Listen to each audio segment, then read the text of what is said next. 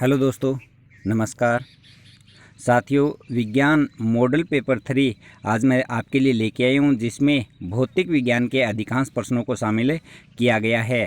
क्योंकि विज्ञान है उसमें अनेक भाग है, तो मैंने आज भौतिक विज्ञान के प्रश्नों को शामिल किया है। जो कक्षा 6, 7 और 8 की जो किताबें हैं आरबीएसई की पुरानी, उन्हीं किताबों से इस प्रश्नों को उठाया है। तो पहला प्रश्न देखते हैं। दाब के लिए निम्न में से सही होगा। दाब के लिए कौन सा सूत्र सही होगा? बल गुणा क्षेत्रफल, बल भाग में क्षेत्रफल, क्षेत्रफल भाग में बल, उपरोक्त सभी। इनमें से कौन सा सही होगा? तो दोस्तों, आपको लगातार इसमें अपना परीक्षण भी करना है कि हमने कितने सही बताए हैं, कितने गलत बताए हैं। तो इसका सही आंसर क्या होगा, अंदाज़ा लगा सकते हैं आप। तो इसका सही आंसर होगा बल बटे क्षेत्रफल। बल बटे क्षेत्रफल यानी दाब बराबर होता है बल बटे में क्षेत्रफल। ये होता है किसके बराबर? दाब के बराबर। याद रखना है इसको अच्छी तरह से। दूसरा देखते हैं कि एक चुंबक द्वारा किसी लोहे के टुकड़े पर लगाया गया बल किस प्रकार का होगा। यानी चुंबक का टुकड़ा है, उसके द्वारा जो बल लगाया गया है किसी लोहे के टुकड़े पर, वह किस प्रकार का बल होगा। तो इसका ऑप्शन दिया गया है। पहला घर्षण बल, दूसरा है पेशीय बल, तीसरा है संपर्क बल और चौथा है असंपर्क बल। तो इसका सही आंसर कौन सा होगा? तो इसका सही आंसर होगा असंपर्क बल। यानी असंपर्क बल इसमें कार्य करता है। लोहे का टुकड़ा है, पास में चुंबक है, चुंबक लोहे के टुकड़े की ओर आकर्षित होगी, तो इन दोनों के बीच में संपर्क नहीं है, कोई भी संपर्क तल नहीं है, इसलिए इसे क्या कहें? असंपर्क बल। दोस्तों, एक बात और बता दूं, जो घर्षण बल है वो संपर्क बल का एक उदाहरण है। क्योंकि घर्षण बल कब होगा? जब दो के बीच में संपर्क होगा, तभी तो घर्षण बल कार्य करेगा। अब अगली बात देखते हैं कि बल सदिश राशि है। क्योंकि बल सदिश राशि है ये अपने को पता है, लेकिन होती क्यों है सदिश राशि? तो इसका देख सकते हैं। बल में परिमाण होता है, बल की दिशा होती है।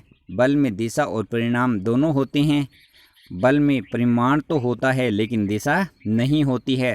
तो सदिश राशि के लिए जो शर्त है वो शर्त ये है कि जो भी सदिश राशि वह सदिश राशि होगी जिसमें परिमाण और दिशा दोनों का ज्ञान हो, तो वह क्या होगी? सदिश राशि। तो इसका सही आंसर हो जाएगा नंबर 3। यानी बल है, बल में परिमाण भी है और दिशा दोनों का बोध होता है, तो यह एक सदिश राशि है। अगला देखते हैं। अगला दिया गया है, निम्नलिखित में से बल को घटते क्रम में व्यवस्थित कीजिए। तो इसमें 4 ऑप्शन दिए गए हैं। तो इसमें 3 प्रकार के बल दिए गए हैं। एक लोटनी बल, जो लोटनिक बल है वो, एक स्थैतिक बल दिया गया है और एक स्प्रिंग बल। तो इनमें से सही आंसर कौन सा होगा? तो इसका सही आंसर होगा स्थैतिक बल होता है वो सबसे ज़्यादा। ये स्थैतिक लिखा हुआ है, थोड़ा लिखने में मिस्टेक हो गई।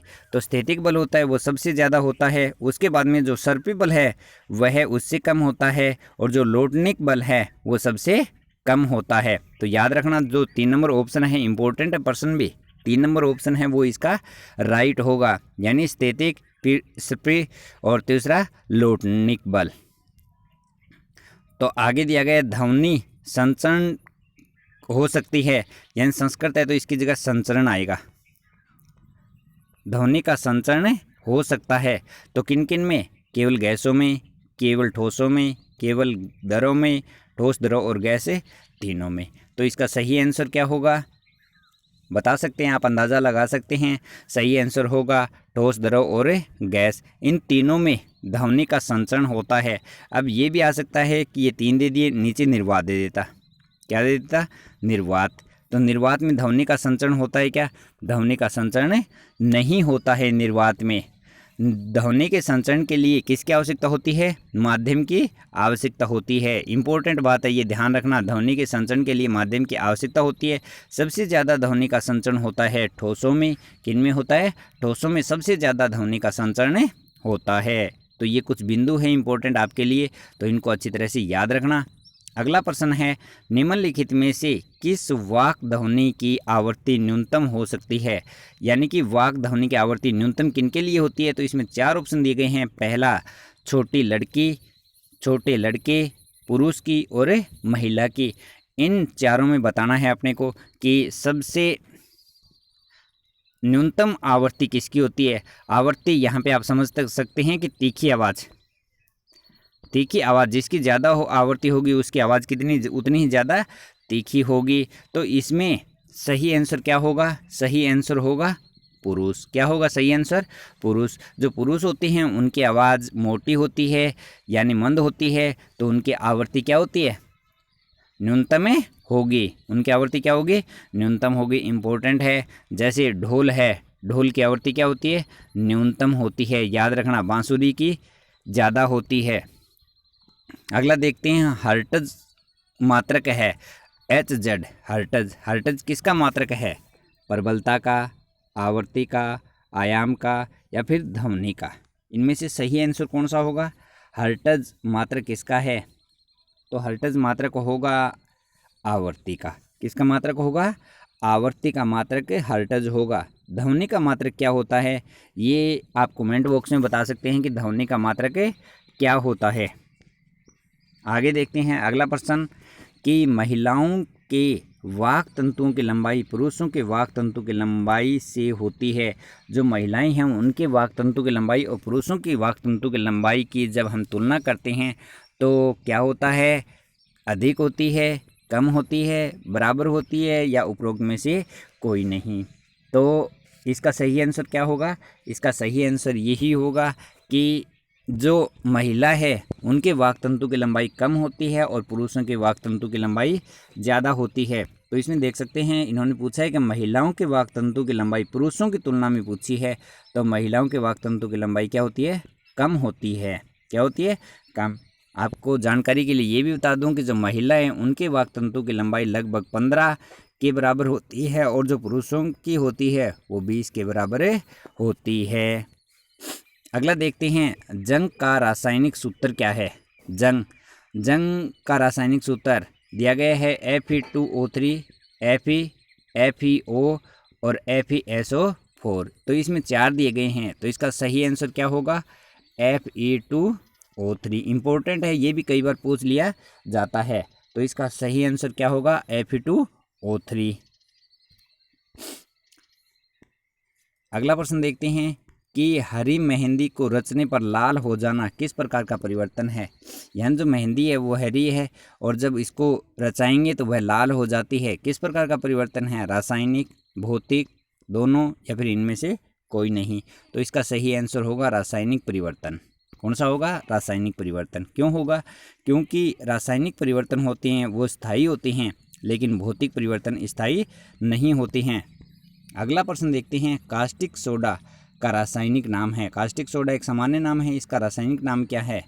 तो आप देख सकते हैं, पहला है सोडियम क्लोराइड, दूसरा है सोडियम कार्बोनेट, तीसरा है सोडियम हाइड्रोक्साइड और चौथा है सोडियम बाइकार्बोनेट। तो इसका सही आंसर क्या होगा? Sodium hydroxide. क्या होगा इसका सही आंसर? Sodium hydroxide. सूत्र होता है NaOH। इसकी क्षारीय प्रकृति होती है, इसको भी याद रखना। कौन सी प्रकृति होती है? क्षारीय प्रकृति होती है। अगला देखते हैं कि इमली में कौन सा अम्ल होगा? इमली में कौन सा अम्ल होगा? तो इसमें 4 ऑप्शन दिए गए हैं, लैक्टिक अम्ल, साइट्रिक अम्ल, एसिटिक अम्ल और टार्टरिक अम्ल। तो इसका सही आंसर क्या होगा? अंदाज़ा लगा सकते हैं आप, शायद लगा भी लिया होगा। इसका सही आंसर होगा टार्टरिक अम्ल। टार्टरिक अम्ल है वो इमली में पाया जाता है।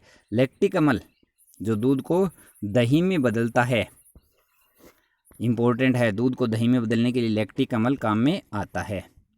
अगला है, लिटमस के लिए निम्न में से कौन सा कथन सत्य है? जो लिटमस पेपर होता है, तो लिटमस पेपर होता है उसका उपयोग हम करते हैं जैसे अम्ल क्षार को जांचने में कि कौन सा अम्ल है और कौन सा क्षार है, तो उनको जांचने में हम प्रयोग करते हैं। तो इनमें से कौन सा कथन सत्य है? तो इनमें दिया गया यह एक प्राकृतिक सूचक है, दूसरा है लाइकेन से प्राप्त किया जाता है, तीसरा है 2 प्रकार के होते हैं नीला और लाल, और चौथा है उपरोक्त सभी। तो इनमें से कौन सा आएगा? तो उपरोक्त सभी। क्यों? क्योंकि यह प्राकृतिक सूचक भी है और किससे प्राप्त होता है? लाइकेन या शैवालों से प्राप्त होता है। अगला दिया गया है 2 प्रकार का होता है नीला और लाल, नीला लिटमस पत्थर और लाल लिटमस पत्थर, 2 प्रकार के होते हैं। तो उपरोक्त सभी आ जाएगा। अगला प्रश्न देख सकते हैं, मीटर प्रति सेकंड किसका अंतर्राष्ट्रीय मात्रक है। मीटर प्रति सेकंड होता है, यह किसका अंतर्राष्ट्रीय मात्रक है। तो जो मीटर प्रति सेकंड है वह किसका है, समय का, भार का, चाल का और दूरी का। तो किसका होगा, आपने अंदाज़ा लगा लिया होगा शायद तक, चाल का। किसका होगा, चाल। चाल बराबर होता है दूरी बटे समय। सूत्र क्या होता है, दूरी बटे समय। दूरी का मात्रक होता है मीटर या किलोमीटर और समय का होता है सेकंड। तो इसका सही आंसर क्या होगा, चाल। अगला प्रश्न है, जो लास्ट प्रश्न इम्पोर्टेंट प्रश्न है, यानी कि कोई वस्तु है उसकी गतिशील वस्तु पर दूरी समय ग्राफ रेखा प्राप्त होगी। यानी कोई वस्तु है जो गतिशील है, उसमें दूरी समय का ग्राफ खींचेंगे तो उसमें किस प्रकार का ग्राफ प्राप्त होगा। नियत गति से है ये वस्तु, याद रखना, नियत चाल से। ये लिखने में थोड़ी सी मिस्टेक हो गई, नियत चाल से कोई वस्तु गति कर रही है। तो इसमें जो समय और दूरी के बीच में, यानी कि दूरी और समय के बीच में जो ग्राफ बनाएंगे वो कैसा ग्राफ प्राप्त होगा, वक्राकार, सीधी रेखा, परवलयाकार या फिर उपरोक्त सभी। इसका सही आंसर होगा कि सीधी रेखा में प्राप्त होगा। क्यों, क्योंकि नियत चाल चल रहा है, एक समय है, उस समय के अनुसार वह चाल चल रहा है, उसकी चाल में कोई परिवर्तन नहीं होता है। तो इसके लिए एक सीधी रेखा का ग्राफ हमें प्राप्त होता है। तो दोस्तों आशा करता हूं कि ये प्रश्न आपके अच्छी तरह से समझ में आ गई होंगी। किसी प्रकार का कोई कन्फ्यूज़न है तो आप कमेंट बॉक्स में बता सकते हैं और आप लगातार मेरे साथ बने रहें। अगर दोस्तों मेरा वीडियो अच्छा लगे तो मेरे चैनल को सब्सक्राइब करिए। धन्यवाद दोस्तों।